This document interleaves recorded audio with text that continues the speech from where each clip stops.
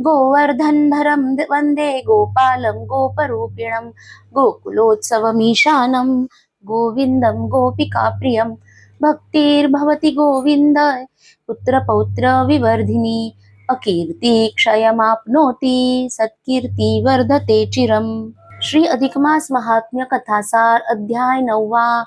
अधिक मास व्रत पुण्याई. भगवान श्री विष्णू सुदेवाला म्हणाले, वत्सा, ही जी घटना घडली ती त्या मुरलीधर पुरुषोत्तमाच्या कृपेनेच घडली आहे. माझ्यापेक्षाही तो गोलोकवासी पुरुषोत्तम अतिश्रेष्ठ आहे. तुझ्या हातून त्या पुरुषोत्तमाची सेवा घडली आणि तिचे फळ म्हणून तुझा हा पुत्र शुकदेव पुन्हा जिवंत झाला. तुम्हाला यापुढे जन्मभर पुत्रसुख लाभेल याचा आम्हाला आनंद वाटला. आमच्या हातून त्या पुरुषोत्तमाची सेवा का घडली ती तर आमच्या ध्यानीमनीही नव्हती. आम्ही पुत्रशोकात मग्न राहून तेथेच बसून होतो. किती दिवस झाले तेही कळले नाही. सुदेवाने हा प्रश्न विचारला तेव्हा विष्णू भगवान म्हणाले, वत्सा, हीच ती सेवा. पुत्रशोकात का होईना तुम्हाला अधिक मासात पडत्या पावसात दररोज स्नाने घडली, उपवास तर घडलेच आणि देवाचे नामस्मरणात तुम्ही हा महिना घालविला. त्यामुळे तो भगवान पुरुषोत्तम तुमच्यावर प्रसन्न झाला आणि त्याने तुम्हाला पुन्हा हे पुत्रसुख दिले. या अधिक मासातील स्नान उपवासाचे महत्वच असे श्रेष्ठ आहे. आता यापुढेही तुमच्या आयुष्यात दर 3 वर्षांनी येणाऱ्या पुरुषोत्तम मासात तुम्ही व्रते, नियम, स्नानदानादी सर्व पुण्यकर्मे करावीत. म्हणजे त्या योगे तुम्हाला पुढील जन्मी थोर असे राजवैभव प्राप्त होईल. भगवान पुरुषोत्तमाच्या कृपेमुळे आता गरुडाला आणि मलाही आमचे शब्द खोटे ठरल्याचा खूप आनंद होत आहे. वत्सा, तुमचे अखंड कल्याण असो. इतके बोलून भगवान विष्णू गरुडावर आरूढ होऊन वैकुंठाला निघून गेले. सुदेव, गौतमी आणि शुकदेव तेथून उठून पुन्हा आपल्या घरी गेले आणि सुखाने संसार करू लागले. वाल्मिकी मुनी दृढधन्वा राजाला सांगू लागले, राजा, पुढे तो सुदेव दर अधिक मासात अनेक व्रते, नियम करून आणि स्नानादी पुण्यकर्मे करून संसारात सुखी समाधानी झाला. शेवटी त्या तिघांचेही आयुष्य संपले. नंतर त्यांना पुनर्जन्म मिळाला. तो पुनर्जन्मीचा सुदेव म्हणजे राजा तूच तो.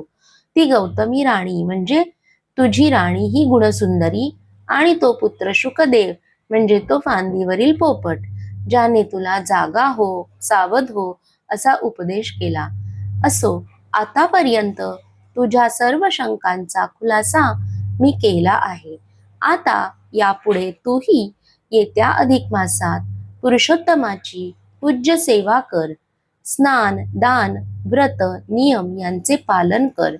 त्या पुण्याईमुळे तुम्ही मोक्षपदाचे अधिकारी व्हाल. तुम्हाला गोलोकी मानाचे स्थान प्राप्त होईल. इतके बोलून वाल्मिकी मुनी उठले. ते शरयू तीराला आपल्या आश्रमी जातो म्हणून राजाचा निरोप घेऊ लागले. परंतु दृढधन्वा राजाने पुन्हा त्यांचे पाय धरून आग्रह केला. तो म्हणाला, मुनिवर्य, त्या अधिक मासात आम्ही कोणती व्रते करावीत, कोणते नियम पाळावेत, स्नानदानादी कोणती पुण्यकर्मे करावी आणि भगवान पुरुषोत्तमाची पूजा सेवा कशी करावी, हे सर्व विस्ताराने सांगण्याची कृपा करावी.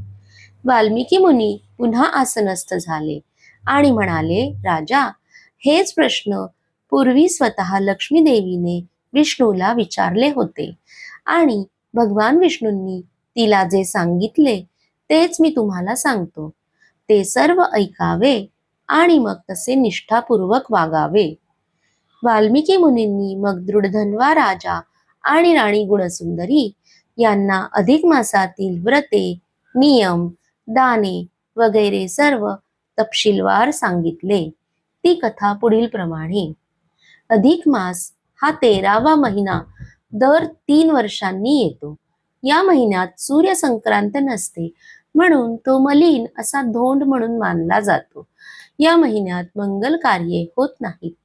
तथापि या महिन्याचा स्वामी जो गोलोकवासी मुरलीधर पुरुषोत्तम याची पूजा केल्याने आणि स्नान दान व्रते नियम पाळल्याने मनुष्याला मुक्ती मिळते व त्याचे इच्छित मनोरथ पूर्ण होतात. या महिन्यात भूमिशयन, पत्रावळीवर भोजन, अनारसे, बत्तासे, खारका, सुपाऱ्या, फळे वगैरे 33 संख्येत घेऊन त्याचे पात्रासह दान द्यावे.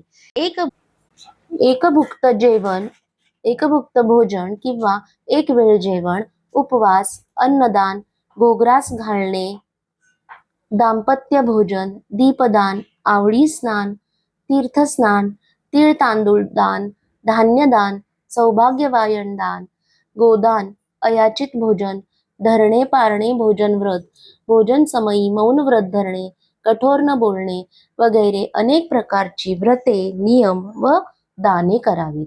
प्रकृती आणि परिस्थिती पाहून यथाशक्ती ही पुण्यकर्मे केल्यामुळे मनुष्यांना सुख, शांती, समाधान आणि प्रगती लाभते. यापुढील एकेका अध्यायात एकेका दानव्रताची महती सांगतो. तथापि प्रथम भगवान पुरुषोत्तमाची पूजा कशी करावी ते सविस्तर सांगतो. अधिक मास सुरू होताच आपण पहाटेच लवकर उठून घरादारासह शुचिर्भूत व्हावे. शक्यतोवर आवळी स्नान किंवा थंड पाण्याने स्नान करावे. नंतर गायीच्या शेणाने सारवलेल्या किंवा स्वच्छ अशा जागेवर पाठ चौरंग वस्त्र मांडून त्यावर तांदुळाचे अष्टदळ काढावे. त्यावर कलश मांडून त्याची मनोभावे पूजा करावी. आपण या अधिक मासात कोणते व्रत दान करणार याचा संकल्प सोडावा आणि मग त्या कलशावर राधिकेसह मुरलीधर श्रीकृष्ण परमात्मा पुरुषोत्तमाची मूर्ती स्थापन करावी. त्या मूर्तीची श्री गणेश पूजेनंतर यथासांग षोडशोपचारे पूजा करावी. पूजा साहित्यात काही कमी असेल तर त्या प्रित्यर्थ पाणी सोडून देवावर अक्षता तांदूळ वाहावे. पूजा करून गोड नैवेद्याचे ताट देवापुढे ठेवावे. आरती झाल्यावर तो प्रसाद आपण घ्यावा. नंतर हात जोडून शक्यतो खालील प्रमाणे शुद्ध उच्चारात सप्तश्लोक स्तोत्र म्हणून भगवान पुरुषोत्तमाला वंदन करावे. पहिल्याच दिवशी अथवा कोणत्याही दिवशी याप्रमाणे पुरुषोत्तमाची पूजा करून तुपाचा अखंड दीप लावून अधिक मास महात्म्याची एक तरी पोथी दान म्हणून द्यावी. नंतर सर्व कल्याणाची प्रार्थना करावी. ही पूजा महिनाभर किंवा 4 दिवस अथवा 1 दिवस तरी करून नंतर शेवटी विसर्जन करावे. पद्मपुराणांतर्गत पुरुषोत्तमाचे सप्तश्लोकी स्तोत्र. ओम नमः पुरुषोत्तमाख्याय नमस्ते विश्वभावन नमस्तेस्तु ऋषिकेशी महापुरुष पूर्वज येनेदम् अखिलं जातं यत्र सर्व प्रतिष्ठितं लयमेष्यसि यत्रैतत् तं प्रपन्नोऽस्मि केशवम्. परेशः परमानन्दः परात्परः प्रभुः चिद्रूपश्चित्परिज्ञयो समे कृष्णः प्रसीदतु. कृष्णं कमलपत्राक्षं रामं रघुकुलोद्भवं नृसिंहं वामनं विष्णुं स्मरन् याति पराङ्गतिं. वासुदेवं वराहं च कंसं केशिनिषूदनं पुराणपुरुषं यज्ञपुरुषः प्रणतोऽस्म्यहम्. अनादिनिधनं देवं शङ्खं चक्र गदाधरं त्रिविक्रम हलधरं प्रणतोऽस्मि सनातनं. यैदं कीर्तयेन्नित्यं स्तोत्राणात् उत्तमोत्तमं सर्वपाप विनिर्मुक्तो विष्णुलोके महीयते. भगवान विष्णू म्हणाले, लक्ष्मी आता पुढील अध्यायात गोदानाचे महत्व सांगतो ते ऐकून घे.